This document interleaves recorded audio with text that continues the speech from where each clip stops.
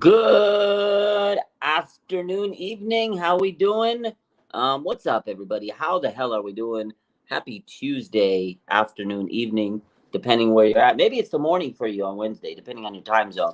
I don't know. How the heck are we feeling? So today we had some good news about the injuries. As you know, you guys have seen all the news, but we're here finally home to talk all about it. So we're going to talk to you about Christian McCaffrey, Deebo Samuel, and Trent Williams of the 49ers. As we head into week 7, those were the big issues concerning the 49ers after they, lost to Cleveland. Of course, I think that was the biggest concern was, hey, the 49ers lost the game, but there was also players they lost. Again, the 49ers, they probably just ended up shutting it down on the day with those players, specifically CMC and Deebo, because there was they didn't want to risk any further injury. So they probably, CMC specifically, he tested it out. He knew he couldn't go. They went to the locker room. Deebo went to the locker room earlier than that. So we've been waiting. We've been on pins and needles about these injuries. And today we got some good news. I guess if there's good news about an injury. So earlier this morning, Matt Maiocco said, as I understand it, Christian McCaffrey's injury is more of a pain tolerance thing. The extra day helps. At this point, it's not out of the question. McCaffrey, Deebo Samuel, and Trent Williams can all be available for Monday Night Football versus the Vikings. So basically what I said last night is I feel like it's more of a pain tolerance type thing when it's a rib issue or an oblique issue. It's tough. Pain is going to be the biggest factor going into an injury for CMC. So again, his injury is more of a pain tolerance thing. And then Adam Schefter later today, he says that his oblique injury is not considered to be long-term, and he'll have a chance to play on Monday, as Maiocco reported earlier. And he also said that Trent Williams and Deebo Samuel, they avoided serious injuries and have a chance to play on Monday Night Football against the Vikings. So the good news is all three of these players avoided a major injury, ladies and gentlemen, and they all have a chance to play Monday. Now, I think the most significant one is Christian McCaffrey because, again, it's going to be a pain tolerance thing, and those rib issues are tough. So it could have been a lot worse. I think the Niners definitely dodged a major bullet with this news. I was talking to a couple of people, and Dr. Nirav Pandey, I don't know if you know him, but he's a pretty big time, Bay Area personality, and he's a doctor. And he tweeted this out. He goes, this typically would mean that the MRI imaging did not demonstrate any rib fractures. And this is kind of what we were talking about earlier yesterday, that, if he would have had a fracture, they would have known, and it would have been kind of more of a significant thing. That's why they wouldn't got MRIs, right? There was no x-ray results. And if you're going to go and get an MRI results, you're going to get an MRI. It's probably because your x-ray came back negative with, fractures and stuff. So, again, according to Dr. Nirav, he says this typically would mean that the MRI imaging did not demonstrate any rib fractures, rib cartilage injuries, and or a higher grade 2 or 3 oblique muscle injuries. So it's going to be one of those things, like they said, it's a pain tolerance thing. Waddle has played through this. Puka Nacua has played through this injury this year. People have played through it. It's a tough one. But CMC's tough. He's built different. He's a different type of guy, man. He's a guy that I'm sure he's going to try to will himself to play through whatever pain is he's dealing with. But at the same time, I don't think the Niners can risk losing CMC for a long time. So it's really going to be determined on how he goes through practice the next couple of days. That's the big news, is how is he going to deal with this through practice? And, tomorrow they start practice, and Thursday and Friday, and, then they got to travel down to Minnesota. They didn't stay on the East Coast this year. Kyle said, they have, an extra day off in between because of the Monday night game. So he wanted them to stay home, and they felt like staying on the East Coast just wasn't the vibe this year, wasn't the move, because after this week, they got a short week, against the Bengals. And then, if they were to do that, it's going to be hard for them to spend time with their families. So, Kyle's kind of considering the family and those type of dynamics. Stay home, enjoy your family while you're training and going to practice, and then travel, come back, and then they got a short week. So it's going to be a brutal stretch after Monday night. Monday night's tough to play on, because then if you have a game the next week, you got a short week. to prepare for the next one. But the good news is after that short week and they play the Bengals, the 49ers go on a bye week. So, they just got to hopefully get through these next 2 weeks and not get any big injuries. And hopefully the guys that we talked about, CMC, Trent Williams, and Deebo Samuel, don't get any more injured. So let's go. How's everybody doing in the chat? Let me say what's up to everybody in the chat. Let's see. We got what's up, Deb, Jimmy Perez, S. Flood, Pablo. What's good? Debbie. Well, Terrence Davis. He says, let's get this dub on Monday night. Definitely. Raphael 562. What's up? Christine Workman. Hello, Faithful and Raj. Hello, Christine. Anthony says Deebo and Trent are day to day. It's CMC we need an update on. Yeah, I mean they're all needed it update. It's good news on all of them. So I'm happy right now. What's up, Miguel? No major injuries. It's good news. What is up, Drunk Polish? What is going on? This is great news today. Yeah. So what's up, Terrence? Medulla Oblongata says, I just got a puppy. Help me think of what to name him. Something 49ers related.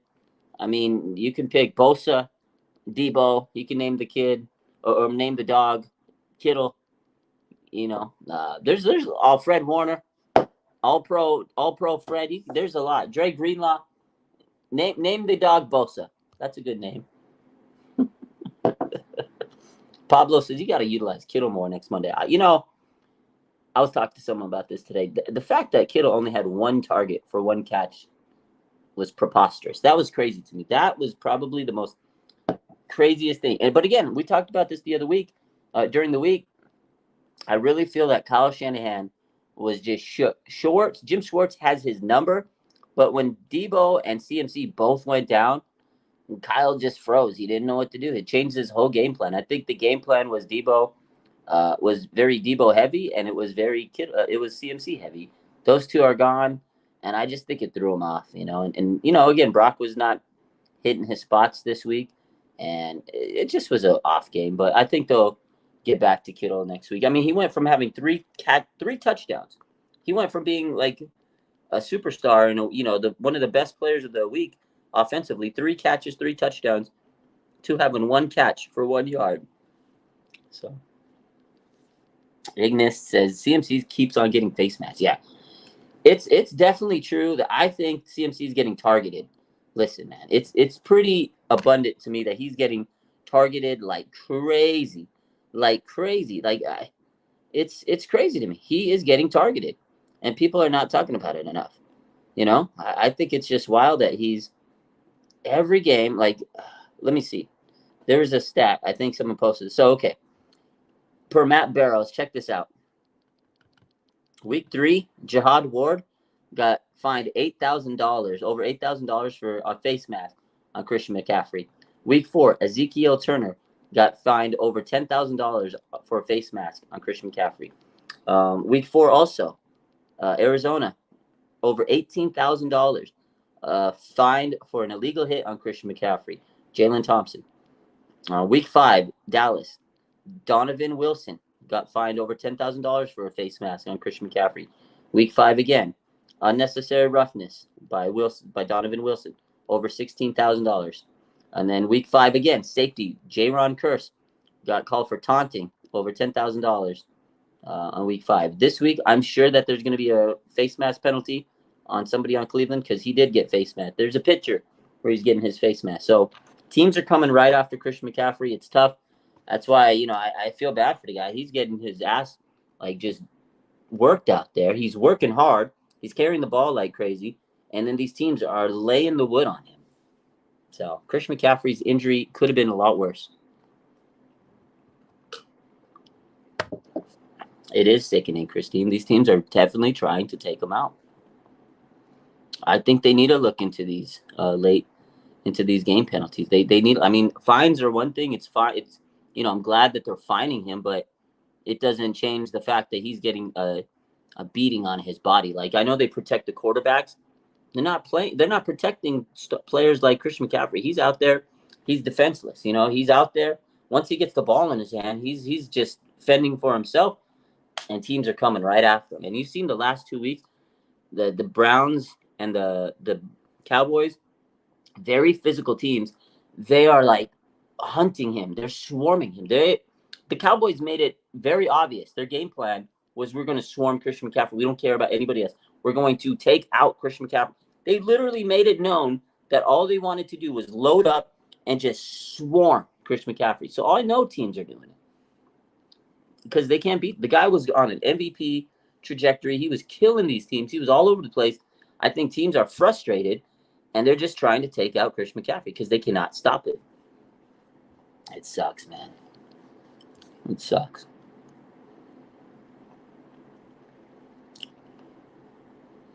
Our Coach. What's up, Our Coach? This is my main channel on YouTube. Peter Parker's still fuming. He said he's still fuming. You know what? You got to get over it. It's tough. 5-1. I think the Browns, they came out trying to prove they were trying to prove a point. You know, this was their Super Bowl. This was the biggest opponent the Browns have beaten in a long time. Listen, Browns are trying to become a relevant team again. They haven't been relevant for a while. And this game, I feel like, was one of those games they needed to prove that they're a relevant team. They wanted it. They were prepared. They were hungry. They came out physical. They played the underdog role well, like the Niners did in the past. The Niners have been the underdogs, and the Browns played it well, man. I'm not even mad. I'm happy the Niners got out of there. They had a chance to win. They did it. I'm happy they got it out of there with little injuries. I mean, yes, they had some injuries, Trent, Debo, and Christian McCaffrey, but their injuries could have been a lot worse. And Dre Greenlaw will be back tomorrow. So all that is good news to me. It's good news. Pablo says CMC is going to break his neck with all these face masks. He's too good. Yeah, man. They're coming for blood with him. It sucks. Yeah, no major injuries a win, Ignis. You're right. Debbie says the refs need to get fined for bad missed calls. And we talked about this the other day. They should, because this is the thing. If you're going to fine players for whatever they do, right, for celebrations, you fine players for celebrations. You fine them for wearing socks or, you know, their uniforms aren't up to code. You fine them for that. The refs should be held accountable too. It's crazy. Yeah, those calls were terrible, and I hate to blame the refs, but we know. Christine says Mitchell, if healthy. I think she's saying Mitchell lead back if healthy. So this is the thing. If you look at the depth chart right now, the 49ers unofficial depth chart leading into the week, Elijah Mitchell's ahead of Jordan Mason. We talked about this last night. I was on Smitty's show on Fantasy Football Show, and he asked me, what do I think? I said, honestly, if it's up to Kyle Shanahan, which it is, Elijah Mitchell is going to get more carries than Jordan Mason as long as he's healthy. Kyle he has a man crush on Elijah Mitchell. I like Elijah. Don't get me wrong. I do. We all like Elijah if he's healthy, but that's the problem. He's had a hard time staying healthy over his career. So I think Jordan Mason's earned it. I think he's proven himself, but Kyle still wants Mason to do more. And the other part is, I feel like Elijah Mitchell's better in the passing game for Kyle. Like he likes him in the passing game as a pass catcher out of the backfield. And Jordan Mason still hasn't, mastered that part of his game. He's a bruiser. He's a downhill runner. He's tough. He's gritty, but he's not the pass catching back that Kyle needs him to be. So if Christian McCaffrey has to take less reps, who's going to take those reps? The screen passes, things like that, passes in the flats. It's going to be Mitchell. So that's why Kyle likes Elijah Mitchell. He's got a man crush on Elijah. So once Jordan Mason improves that part of his game, maybe he'll be the guy. But right now, Elijah Mitchell is RB2. So Drunk says, every team is going to play us hard. We are at the top. Yeah, the Niners got a target on their back. Absolutely. That's how it goes. When you're at the top of the food order, you got a target on your back, and teams want to take you down. Susan says, it's so crazy how the narrative completely flipped off one loss. You lose one game, and teams go, or media, the pundits, they've been singing our name. They've been praising us. They've been writing our names in stone. Oh, my God, Niners, Super Bowl. And now this week it's, are they destined for a letdown? Are they going to go on a slide? Lost the game. But the media, they're dragging it. They dropped 4 points in the rankings. Okay, whatever. It's crazy. Susan says the panic in 49ers social media is real. Yeah, fans of the team are panicking. The media is just all over the place. Oh my God, we don't trust the 49ers anymore. Cleveland's defense good. Give them credit. That was their Super Bowl. Yeah. Pablo says, the shitting on Ayuk made me mad. I mean, Ayuk got a lot of hate, because he dropped some passes. But hey, at the end of the day, he does have to catch those passes if he wants to get paid like a top receiver. If he wants to be a wide receiver one and be known as a Pro Bowl type guy and be one of the elite receivers, he does have to make those catches. So I don't think he was the hate with like if there was haters out there, I didn't see a lot of haters on Ayuk. But if there was, I mean that's silly to hate him because he's played very good all year. But I will say like he's not one that shouldn't get criticized. The whole team, there was mistakes on all aspects of this team, right? We talked about the special teams. Jake Moody, he needs to figure out how to make clutch kicks. Brock Purdy, he overthrew a lot of passes, right? O-line was stinky like cheese, right? They were letting up a lot of pressures. Myles Garrett ate him up. Brandon Ayuk, he had a lot of opportunities. He dropped some passes. So it's not just one guy. But yeah, I could see why people are, giving Ayuk some criticism. But I wouldn't say you should hate him. I mean, yeah, he dropped a few passes. It is what it is. He's been solid otherwise. So Flood says it's good to get humbled every once in a while, regroup and come back stronger. Yeah, definitely. I think it's very good to come back after a game like this. Fred Warner, we talked about it the other night. We needed a game like this. If they want to get to where they need to be, they need to learn from games like this. So, and again, I feel like the biggest takeaway from and our theme today is these injuries. The biggest takeaway is, hey, the Niners lost the game. It is what it is. You can't win them. You're not going to win every single game. But the thing is, the Niners came out of this relatively, uninjured. I mean, yes, there was a few little, nicks here and there, but those injuries aren't too serious. Like the team's going to be okay. These players are going to bounce back for a bit because if we would have lost Debo for a couple of weeks, Trent Williams for a couple of weeks, CMC for a couple of weeks, then the wheels would have been spinning. Then you can get the panic button out. But, the 49ers avoided some major, major, terrible news. So I'm happy about that. Christine says, you know what, Raj? These fake fans gone after the player's wife because they lost. Fans, they take it out on everybody. They take it out on players, their significant others, their families. They take it out on me. I sometimes I post something on social media and they get mad at me. Well, why are you posting this? What am I supposed to do? This is what I do. I hype the fans up. I post the news. I post a throwback post yesterday, right? We threw a throwback. I do it for every week. I hype up the next opponent, right? Because I can't win. I post a throwback video to get people hyped up. Why are you playing old clips? That's what I do every week. And then I get people when I'm posting about the game that we just finished, and I still haven't posted about the following game. Oh, when are you going to post? Why aren't you posting about the new stuff? I can't win. So fans get mad at everybody. They get mad at me, the creators, the content creators. They get mad at the beat writers. They get mad at family members. Fans get pissed. It's an emotional. Sports are emotional. Football is probably the most emotional of all because it's a short amount of time. Football season is not too long. Every game means something. Fans get mad. They get mad. They got mad. They get mad. they target me, man. Like it's crazy. I think I don't know if it's anybody else, content creators. I don't always look at other people's pages, but I feel like I get singled out. I get people hating on me all the time. I'm like, come on, man. Like one of my friends was texting me. He goes, bro, why they always on your page? He's like, I go through other people's pages, and they'll post the same thing as you, like a little later, or the same similar thing, and they don't say nothing. And they said when it comes from your page, there's always some hate. I was like, it's lonely being on top. When you're the number one on social media, they come for your neck, man. I don't know. It's crazy. It's funny. This is a good topic to talk about. My man Peter Parker says, let's see how Brock bounces back as well. To me, this is the big story. Like I know we've talked about Moody and the injuries and none of that shit matters to me. It's Brock Purdy. Like to me, this is the big story. Quarterback one.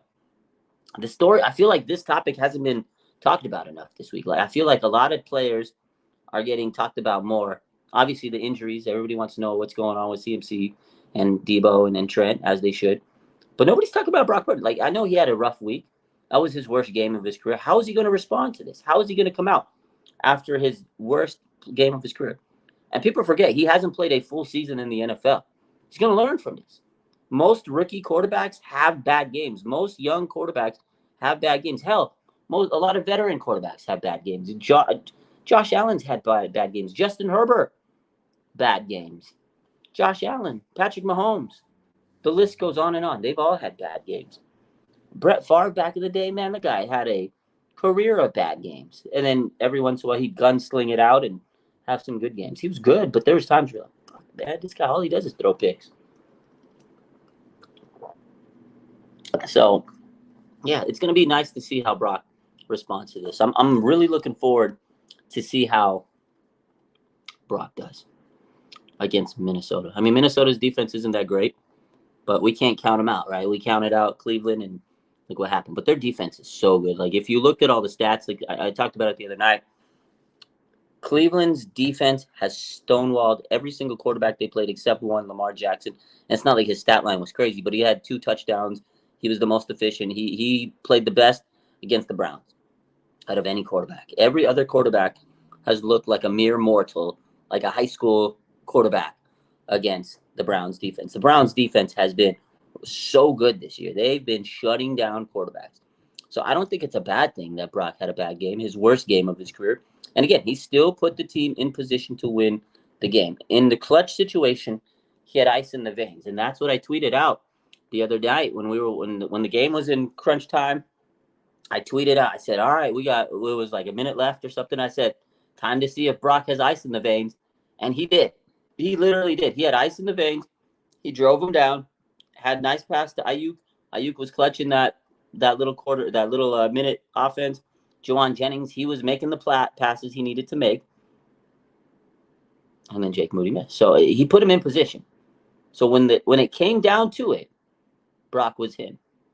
He just was not him for the other part of the game. So Susan says, I'll be honest, I'm more worried about the back and forth travel than the players. And that's what I was talking about with someone too today. I know they're not staying in the East Coast, but eventually just going back and forth, and then they have a short week, after Monday Night Football, it's going to catch up to them. So the bye week's going to come at a really good time. Week 9, right? They just went to Cleveland. They're coming back to the Bay. They're going to fly back to Minnesota. And they're going to come back to California, short week, and then play the Bengals at home. Like, that's a lot of travel, back and forth. That bye week's going to come in very handy for them to rest, because I agree. There's going to be a lot of traveling the next couple of weeks, and it started this past week. And then it's going to take its toll. It does take a toll. And I didn't like those early games. I said it before. I hate those early games. I hated the fact that it was a 10 o'clock game against Cleveland. So I can't wait for some more West Coast games soon, because these road games on the other side of the world or other side of the country are tough for the Niners. Bengals will be coming off a bye. Yeah, that's true, Medulla. Hey, Peter Parker said, I would kill to see Moody's DMs this week. Whoo, boy. I mean, I know some of my DMs are pretty nasty towards players. You think he got some death threats? I would probably put money on Jake Moody having death threats. Let's talk about Jake Moody, because I know a lot of people are throwing out the question, and I get it. I'm frustrated. He missed 2, and it sucks. Oh my God, Jake Moody missed the field goal, game-winning field goal. Well, guess what? That was tough. That was his toughest part of his career. That was the first time he's in a pressure cooker situation. And everybody says, go call Robbie Gould. That's the easy thing to do. Robbie Gould might not be in football shape. He probably isn't. If Nick Bosa wasn't in football shape, Robbie Gould's not. And just because he missed a game-winning field goal, you want to go get Robbie Gould? Robbie Gould's not going to be playing football forever. Eventually, he's going to retire. He's getting older. I was listening to something today, and I got so tired of it. I said, okay, everybody's shitting on Jake Moody. He made a mistake. He'll learn from it. If he doesn't, we have a problem. He's 20, what is he, 22, 23? He's a rookie. He's bound to make mistakes. Everybody makes mistakes. There's a lot of pressure on him. I get it. But, and then NBC Authentic, I think it was NBC or KMB, I don't remember. They tweeted out, should the 49ers go sign Robbie Gould because Jake Moody missed a field goal? That's what I think the headline said. It said, Should the 49ers go and sign Robbie Gould because Jake Moody missed a field goal? That's what they said. I said, so in my mind, I almost like commented. I was like, should the 49ers go sign Steve Young because Brock Purdy threw an interception? Like, come on. If that's what you're going to do, then every time a player makes a mistake, you need to bring up Brandon Ayuk dropped the ball. Should they go sign Jerry Rice? Oh, Deebo Samuel fumbled the ball. Should they go sign Roger Craig? Anquan Bolden? Come on now. Like, at some point, you got to realize Robbie Gould, he's older. He's not going to be playing for much longer. Jake Moody's he's younger. He'll be there for a while. It sucks. He'll figure it out. A lot of kickers missed kicks this weekend. Yeah, Christine, exactly. You said it. A lot of kickers missed the kick on Sunday. It happens. It happens. How is he going to learn from it? How is he going to learn from it, right? Just like you guys said about Brock Purdy, how is he going to rebound? How's Jake Moody going to, rebound from it? Feezy says Kyle should have put the ball closer for Moody. I think he trusted him. I think he trusted that Moody could hit that one. It looked good. When he first kicked that ball, I was like, oh, my God, he missed it. Like, I thought he made it. And the wind carried it. The wind took it. It was going in. And then the wind said, oh, no, here we go. And threw it away. So Kyle trusted him. That's what you want. You want your coach to trust you. Now, in the future, maybe Kyle's going to say, oh, we need to get a little closer, my boy. So maybe in the past, in the future, Kyle will learn from it. Kyle's going to learn from this. That's what I think of it as, is Kyle will take this as a learning opportunity, and so will Jake Moody. I felt, man, Jake Moody he was almost in tears in that press conference or that locker room interview. Boy, looked like he was going to cry. Yeah, keep that same energy when Moody makes it or misses it. If he misses another one, hopefully he can rebound from it. But if he makes another one, good for him. So we'll see. That was a tough situation for him. You hope that he just rebounds from it. But again, like, for people to ask, oh, should we sign Robbie Gould because he missed a field goal? Every time you ask a question like that, to me, it's like, okay, Brock Purdy, when he throws an interception, should I say, should we go sign Steve Young? You know what I mean? Like, the players are going to make mistakes, and it sucks for Robbie. It sucks for Jake. I hope he learns from it. It does suck, but he's young. He's going to have a lot more opportunities.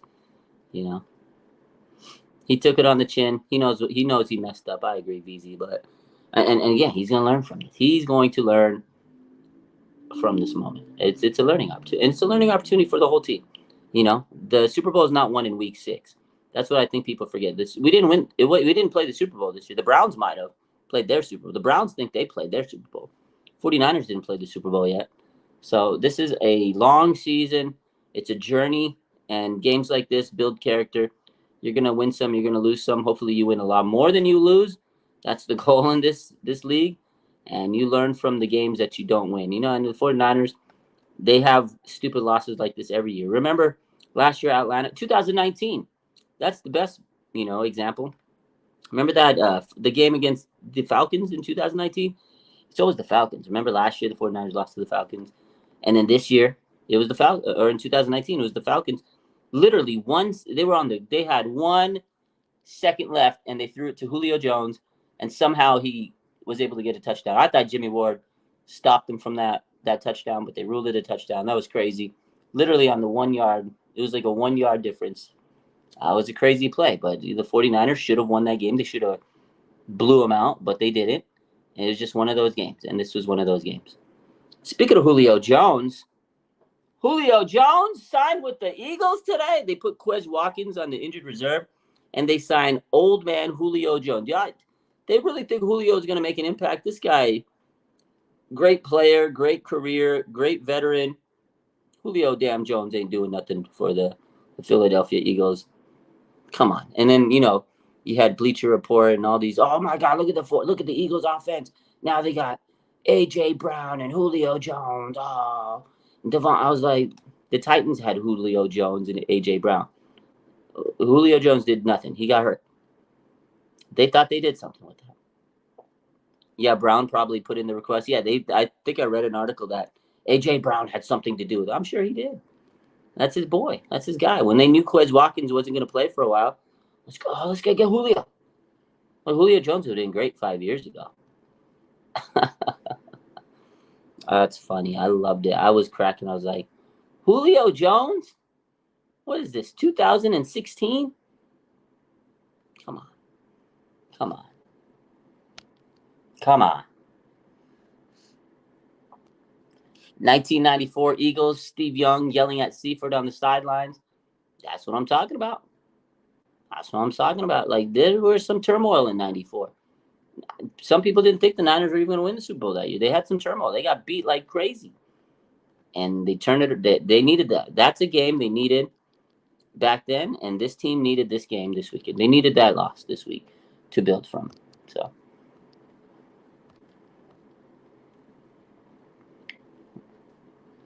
They need all the help they can get after that loss. Absolutely. Good. This is a good point by Nunn. He says, as many mistakes as Brock Purdy made, still put them in a position to win. That's it. 100%. Number 11 has to make those catches. Yeah, it's pretty much what we said. Every player that made mistakes needs to learn from it. It wasn't just one. It's a team effort, and the team was not 100% prepared for this game. They got hit in the mouth. It is what it is. But again, the biggest takeaway, like I said earlier, to recap, is those players that were hurt, they're healthy enough and they could play Monday. So that's huge. So VZ, so he says, does CMC players sit next game? So yeah, we talked about this at the top of the story, top of the hour when we started the show, is CMC has a chance. It's going to be a pain tolerance thing. He avoided a major injury. If it's my opinion, I mean, we still haven't got a word from Kyle Shanahan or the team. They haven't like really specifically said, exactly what the MRI results are. But again, from Schefter and Mayoko, he avoided a serious injury. So to me, it tells me that he didn't break anything. It might be a grade 1 oblique strain, something like that. No soft tissue, severe damage to the cartilage or the rib cage or the bones, So to me, and I said this last night, about a 60 to 70% chance for CMC to play, maybe 70%, because he's a tough SOB. He can tolerate pain. We've had players play through this year. Again, Puka Nacua, whatever you want to call him. I don't know how to pronounce his name. And people always cut out there. Well, you say his name so weird, Raj. Puka from the Rams. He had this injury. He played through it. Jalen Waddle, Dolphin. He had this injury. He played through it. So I think Christian McCaffrey can play through this. I think he will want to. He's tougher than those two guys. So CMC's a beast, man. He's a dog. But I feel like if the 49ers, if they don't feel comfortable with it, I think they'll tell him no. But they get an extra day rest. That extra day of rest will be huge for the team because they don't play Sunday. They play Monday. And I think that extra day is going to make a big difference. And Christian McCaffrey's going to do everything he can to be ready. Rehab, he's going to, do all the tricks, all the stretches, everything he needs to do. Probably sleep in a cryo chamber. I can see Christian McCaffrey playing on Monday night. So, did I talk about Deebo Samuel and Christian Gardner-Johnson yet? Not yet, man. I should have made like a separate video for this, but I haven't had time. I mean, you've seen all the posts. Like, these two guys have gone at it. It's like the most random beef, random beef of all time. Like, literally the most random beef. It is so crazy to me that it's so Julio Jones, sorry. Deebo Samuel actually played a game this past Sunday. We all saw what happened. Christian Gardner-Johnson sitting at home on the couch, eating Cheetos, whatever he's doing, sipping Coca-Cola. I don't know what eating pizza and chicken wings. That's what you do when you're home watching football games. He sits there and he tweets at Deebo. When he got in a fight, right? Him and Trent, they got in a little pregame scuffle, and he tweets, "Oh, you had to hide. Once Trent came, you ran away." And Deebo finally saw the tweets later in the day after he played the game and he was, done with the game. He tweeted back at him. He goes, "Shut up, I'm gonna, or you'll get smacked like you did back when he got hit in the Bears game." He posted a clip of that, and then CJ Gardner the next morning clapped back, says, "Oh, you're not like that. I'll take you out. I'll beat you on and off the field." So he threatened Deebo, and then Deebo again came back at him, was like, "Dude, you came out of nowhere." He goes, "Are you bored? Are you bored?" And then he says, "Catch me off the field because you're barely on the field or you're bouncing around on different teams. Like, that's what he said to him. And he goes, I don't even know why you mentioned me. He must have been bored or something, you know. And Christian Gardner Johnson, he goes, Debo, you're not like that. I'm cool off the clout, but the cat must stop when you speak on my name. So they were beefing all day yesterday. And then today, there was a video that went viral on TikTok. I saw the video yesterday. Someone DM'd me, and I was like, oh, this is going to go viral tomorrow. I can't wait for this. And, of course, someone compressed it. He was live for like 10 minutes. I have a 3-minute clip, but the clip that was posted on Twitter was like 30 seconds. He says Debo Samuel is a running back who can't run routes. All this trash. He just like calling Debo out. Debo's rent free in his mind. It's random. Debo said nothing to him. You know, they had beef last year after the NFC Championship game, whatever. You got, you know, it is what it is. But he's still going at him for no reason. Like, where is Christian? The Niners don't even play the Lions. The only time they'll play them is if they play in the playoffs. It's so crazy, man. Unbelievable. What's up, Fat Albert? I'm glad you caught the broadcasting. Yeah, Debo said you're barely on the field. I don't know why CJ's running his mouth. Let me go through. I'm going to go through all what is said. I'm going to go all the way back on Sunday. So, okay. Christian Gardner Johnson, he tweets out the video during the fight video, right? You know, before the game, the Browns and Debo and Trent. He goes, you see Debo run, typical wide receiver behavior. He says, then act hard when Trent saves him. So he called him out, right? And then Debo says, boy, stop playing before you get a rewind of this. Boy, sit down. And it was the video of him getting hit, you know, when he's playing the Bears, right? When he got, like, sucker punched, right? When he was on the Saints. So he posted that video. Next day, Christian Gardner Johnson, Trent can't save you when you see me on and off the field. Carry on. Just random, right? And then later that day, Debo says, this is comedy. Catch me off the field because you're barely on the field or bouncing around on different teams. Because I don't even know why bro mentions me. He must have been bored or something. CJ says, Debo, you're not like that. I'm cool off the cloud, but Cap must stop when you speak on my name. And then today, the video of him on his, he went on IG Live. He went on live to address it. And he says, Debo Samuel's a running back who can't run routes. And he just started like going off on him. You can't stop me. I'm better than you. I can guard you. He just needs to stop running his mouth. He's a clown, man. He just needs to shut up. He's not even playing. He's hurt. Go rehab. Focus on rehabbing and come back. Crazy. What's up, Frank Tom Ocean? Debo had me cracking up. CJ's going to regret starting this, says Debbie. He really is, man. I don't know why he did it. I don't know what the motivation was. I don't know what the point. Like, there is no reason to start any of this beef because it's going to end very bad for CJ Gardner Johnson. Hey, Peter Parker says, ask Jalen Ramsey, if you can guard Debo in the open field. He's going to find around. He's going to F around and find out. Wave Ware, what's good, my man? What's good? He's going to find out the hard way because I'm telling you, I feel like the script writers are hard at work trying to make sure that the Lions and the 49ers somehow play in the playoffs. We're going to replay all these. I already know. I'm going to repost all the receipts. I'm going to have a whole post, a carousel post, and it's going to be every single one of these receipts. One of these, because I posted a lot of it. It's going to be every single message that's been said, and it's going to be a swipe post. And I'm going to say, get your popcorn ready, Debo versus CJ Gardner, because Gardner's rehabbing.